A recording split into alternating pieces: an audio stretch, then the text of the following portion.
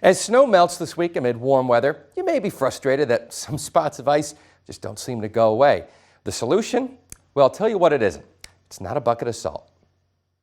Every winter, as the snow thickens to ice, people and governments alike will apply salt to make the roads and sidewalks safer. And every summer, when we all enjoy time on our rivers and lakes, some frustrated fishermen wonder why they can't nab a big one.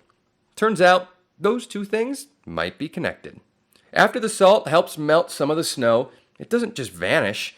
No, it sticks around, eventually finding its way into our lakes and streams as runoff. I asked Brooke Osleson, the Chloride Reduction Program Coordinator at the Minnesota Pollution Control Agency, what that means for local wildlife. The main part of salt that we are most concerned about from a water quality perspective is the chloride.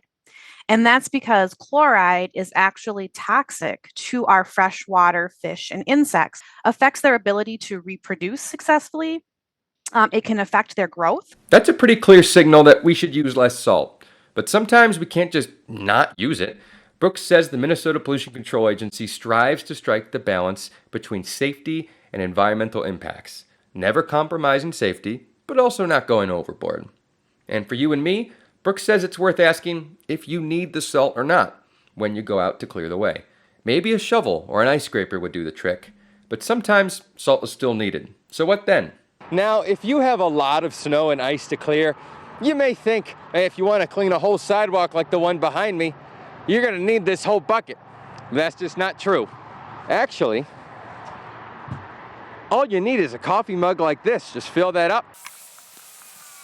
And that's all you'll need for 10 square tiles of sidewalk. And if you have a special salt, it's worth mentioning that it's not just chloride that won't wash away. It's really important to pay attention to what is in the product you're buying because there's no labeling laws for bags of de-icer. And so a company can say our product is environmentally friendly, it contains no salt, and it's safe for your pets. In fact, our salt at KIMT does not have any ingredients, but it does include first aid instructions if you even touch it, never mind swallowing it. So next time you go to salt your driveway, take a second to consider what you're really leaving for your environment to consume, especially if you plan on catching a big fish in a few months.